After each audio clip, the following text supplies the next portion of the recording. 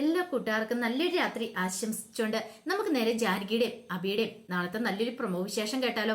ആദ്യമായി കാണുന്നവരാണെങ്കിൽ ചാനൽ ഇഷ്ടപ്പെട്ട ഒന്ന് സബ്സ്ക്രൈബ് ചെയ്യാൻ മറക്കരുതേ. അതോടൊപ്പം തന്നെ വീഡിയോ ഇഷ്ടപ്പെടുവാണെങ്കിൽ ലൈക്ക് ചെയ്യാനും മറക്കരുത് കേട്ടോ. നമ്മുടെ മുന്നോട്ടുള്ള യാത്രയിൽ നിങ്ങളുടെ സപ്പോർട്ട് ലൈക്ക് വേണം നമുക്ക് ഏറ്റവും കൂടുതൽ പ്രചോദനമായി മാറിക്കൊണ്ടിരിക്കണേ. അങ്ങനെ ഇന്നത്തെ വിശേഷം നമ്മൾ കണ്ടു. അവസാനം ഗത്യന്തരമില്ലാതെ വന്നു കഴിഞ്ഞപ്പം പൊന്നു വന്ന അബിയോട് കാര്യങ്ങളൊക്കെ പറയണം. ഇവിടെ ആരും തന്നോട് മിണ്ടുന്നില്ല. അച്ചമ്മ പോലും താൻ മുറിയിലേക്ക് നീയുമ്പോൾ തന്നെ ആട്ടി അകറ്റുവന്ന്. ഇത് കേട്ടോണ്ടാണ് ജാനകി അങ്ങോട്ട് വരുന്നത്. ജാനകിക്ക് സഹിക്കാൻ പറ്റുന്നതിലോ അപ്പുറം വരുന്നത്. പിന്നീട് ജാനകി ഒന്ന് പൊന്നുവിനെ ചേർത്ത് പിടിച്ചിട്ട് പറഞ്ഞു, മോള് വിഷമിക്കൊന്നും വേണ്ട കേട്ടോ. അത് ഇവിടെ ആരോട് ദേഷ്യം ഉണ്ടായിട്ടൊന്നും അല്ല അച്ഛമ്മനെ കാണിക്കുന്ന പറയാ. അല്ല എനിക്കറിയാം അച്ഛമ്മ എപ്പോഴും ഇപ്പൊ എങ്ങനെയാ പൊന്നുവിനോട്, എന്നോട് മാത്രമല്ല ലച്ചു ചെറിയമ്മയോടും അങ്ങനെ തന്നെ കാണിക്കണമെന്ന് പറയണം. എന്റെ അമൃതാപ്പച്ചി വരെ എന്നെ മൈൻഡ് പോലും ചെയ്യുന്നില്ലെന്ന് പറയാം. ഇത് കേട്ടതും അബിക്ക് വല്ലാത്ത സങ്കടമായി.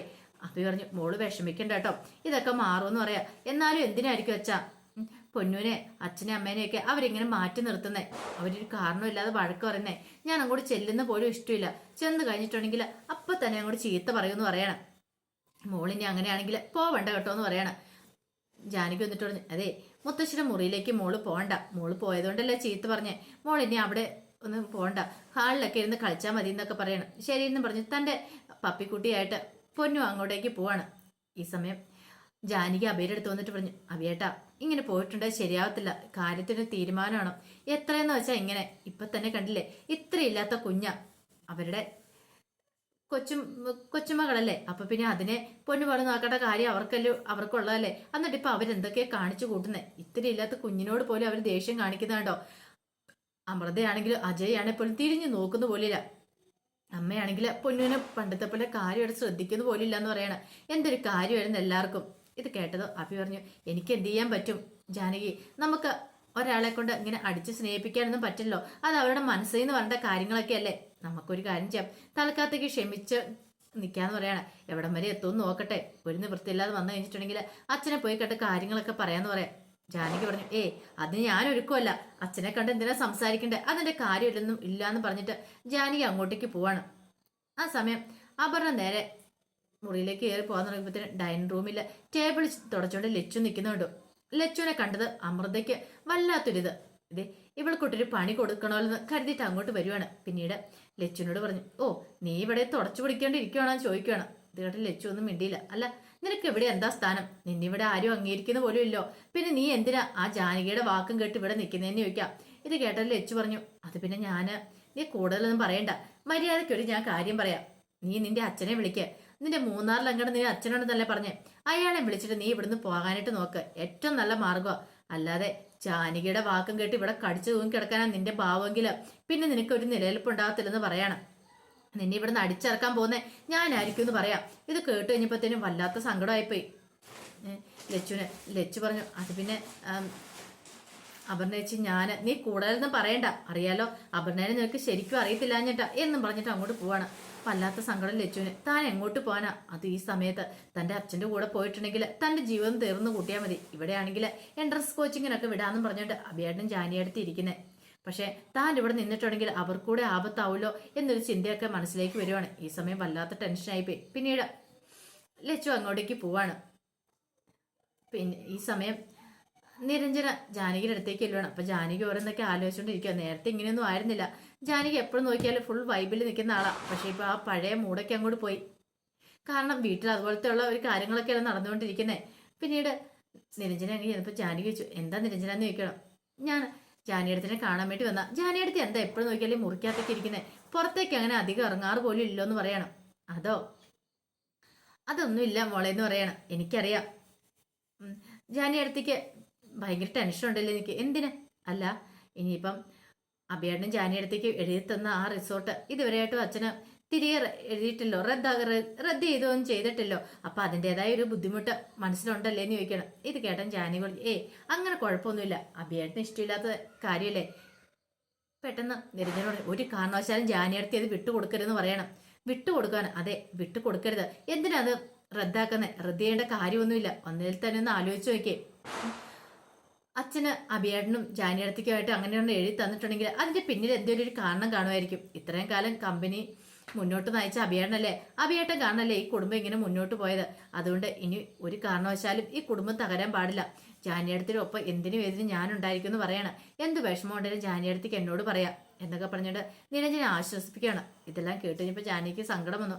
പക്ഷെ ജാനകി അതൊന്നും മുഖത്ത് കാണിച്ചില്ല. ജാനകി പറഞ്ഞു, അല്ല ഈ കുടുംബത്തിൽ സ്നേഹമില്ലാതെ പിന്നെ സ്വത്തും കൈ പിടിച്ചോണ്ടിട്ട് വല്ല കാര്യമുണ്ടോ? അതുകൊണ്ട് ഞാൻ എന്താണല്ലോ ഇനിയിപ്പോൾ കൂടുതലൊന്നും പറയാൻ പോകുന്നില്ല. അഭിയേട്ടനോട് ഞാൻ സൂചിപ്പിച്ചിട്ടുണ്ടായിരുന്നു അത് എഴുതി കൊടുക്കേണ്ട കാര്യമില്ലെന്ന്. ഇന്നല്ലെങ്കിൽ നാളെ മിക്കവാറും ഞങ്ങൾ ഇവിടെ നിന്ന് ഇറങ്ങേണ്ടതായിട്ട് വരും.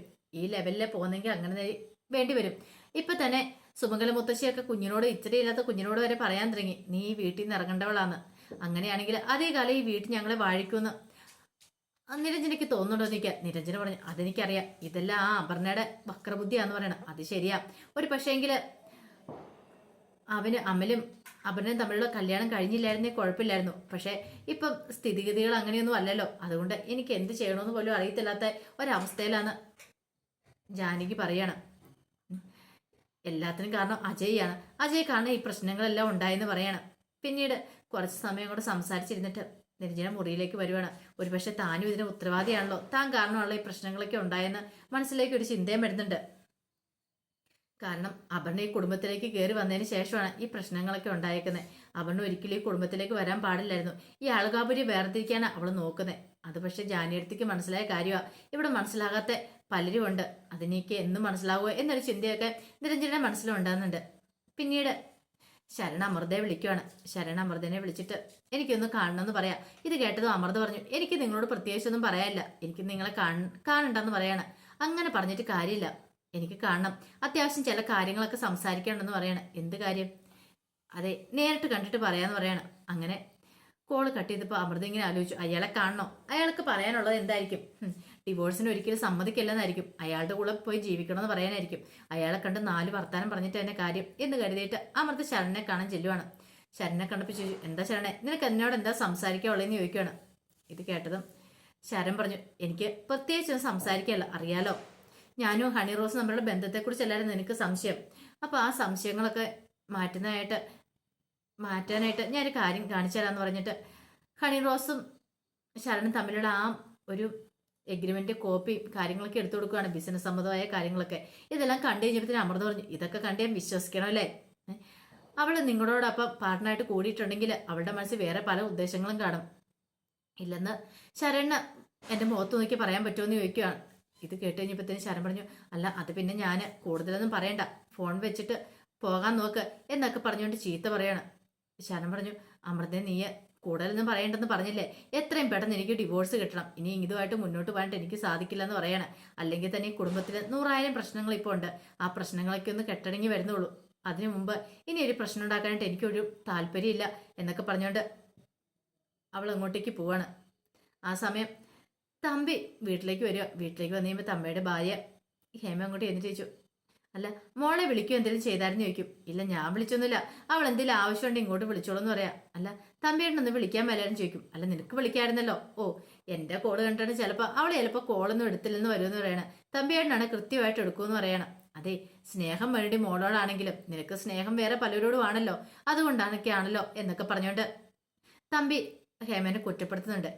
ഈ സമയം ഹേമ പറഞ്ഞു, അതെ എനിക്ക് കുഴപ്പമൊന്നുമില്ല തമ്പിയേട്ടാ, ഇനിയിപ്പം മോൾ എവിടെയാണ് നല്ലതായിട്ട് സുഖമായിട്ട് ഇരുന്നാൽ മതി, അത് മാത്രം എനിക്ക് അറിഞ്ഞാൽ മതി എന്നൊക്കെ പറയാണ്.